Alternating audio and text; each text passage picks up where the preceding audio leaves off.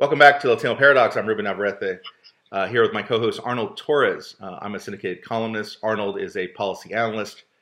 We talk about the paradox, which is, gee whiz, how do 54 million Latinos end up with so much population but so little power? We'll get to the bottom of that. This is holiday weekend. This is a holiday weekend, the 4th of July weekend. And it's gotten Arnold and I thinking about something that I think a lot of Latinos think about, and that's our relationship to America. And we often talk on the show about our juxtaposition between Latinos and, say, Congress or the Trump administration or white Americans. Not today. Today we're talking about our relationship between Latinos and America as an entity. So Arnold, treating America as a living, breathing thing, let's go to our questions, as we often do. I think the overriding question for Latinos is, does America love us back? Because we clearly love America.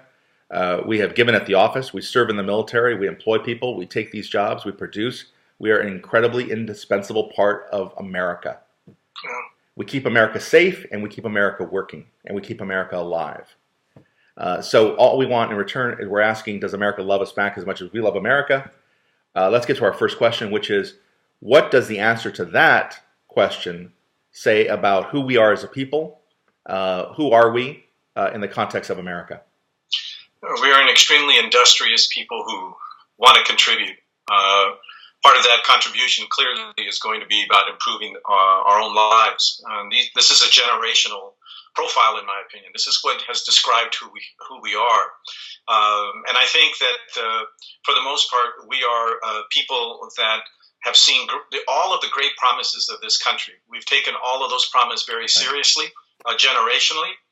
Many of us have certainly improved our lot being here. But I think there is a growing, very, very growing and clear doubt that's becoming more the norm, because throughout the generations we were treated a certain way. We were able, and we thought about that as just, well, that's the growing pains. That's the adjustment period. They'll adjust to us as we come in, and we'll adjust to them as we stay more. I think that it speaks to our patience. That's who we are. We've been a very patient community. Right. I think that's beginning to change. So I think we are a bunch of things. I think we are in this one-way relationship with America. We often feel that the love is not being reciprocated. We are the ultimate optimists. We are idealists. We believe in the country as originally conceived.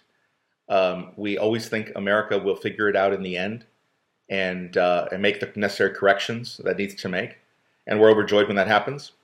And we are, as I said earlier, we are somebody who gave it the office. We understand military service and sacrifice. And we are sort of stuck in this quandary where we're confused about our relationship with America. We're very clear on how we feel. We're not always clear that the feeling is being sent back to us.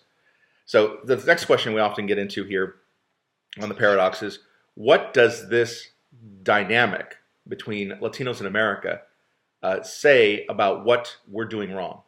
Or about, no, actually the second question is about what we want as Americans. I don't think we want reciprocity, as you once have said. I think what we want is, we want the country to be what we always thought it was. We want it to be what it was promoting itself to be abroad. We want it to be about the movies highlighting American values that this country was based on. We want that reality. We want that opportunity. We want that fairness. We want that justice system to be what it was presented as being. All of the civics classes that you and I took in schools, that's what we want. Because that is what everybody in this country wants. We don't want anything different. We don't want anything better. We don't want anything less. We want what this country said it was about, and that's not happening. Yeah, we want our beliefs upheld. We want our trust validated. We want our faith restored. We want to know that our confidence has not been misplaced. All those things, so we're not further disillusioned and disappointed. And that we actually get back what we expect. We're also, I think, pretty clear on the allegiance question. There are a lot of folks out there, I think, who are very confused, and they think that somehow Latinos have their allegiance and their love to another country. That's nonsense. We love this country. We're very clear on the fact that it's this country to which we owe everything, and we're grateful for it. We're very clear about the fact that our immigrant grandparents or parents had no future in countries like Mexico. That's why they came here. So that's clear, and any white nativist racist who says otherwise doesn't know what they're talking about, and they certainly don't know us. So what we want is clarity. We want honesty. We want to set the record straight and make sure that people understand and know in certain terms that we're clear on where our allegiance lies. The last question we wrestle with often is, what are we doing wrong in our relationship with America so that this is somehow not coming to fruition and we're not getting back that sense of love in many cases? I think what we're doing wrong is that we're satisfying the negative image of us that certain elements of America have. I think that we are showing a side of us that I can understand why. The anger, the resentment, the rejection over generations that so many of our people have gone through. We're dealing with a population now, a generation that says, ya basta, we're tired, enough is enough. And so what we're doing wrong is that we're satisfying people's worst images of who we are. Right. That doesn't mean that we accommodate. That means that we have the dialogue. We express to people exactly many of the things that you've just said and that we've been discussing about. Those are the realities. We have given disproportionately to the military. We've given disproportionately to doing the hardest jobs in this American society since the turn of the century.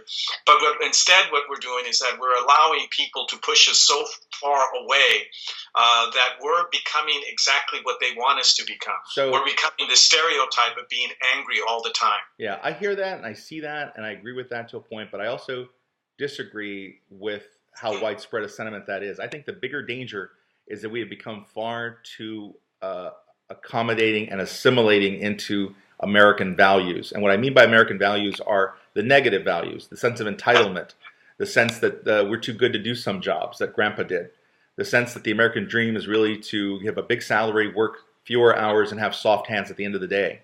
That one job is really enough when Grandpa had three. We're so completely removed from the way Grandpa used to do business and the way that Dad used to do business, and we call it progress. We say that's really what it means to be successful in America. Is the further you can move away from the immigrant, experience, the better you are. And that's not good because the immigrant experience built the country and they really had a lot of good things going for them as immigrants. This sense of optimism and hope and hard work and sacrifice and deferred gratification. These are all things that when you become more Americanized, you forget about. So I think we have a lot to think about this 4th of July weekend. I thank you for being with me, my friend. This is Ruben Navarrette on behalf of Arnold Torres. We wish you all a happy Independence Day. America, feliz cumpleaños.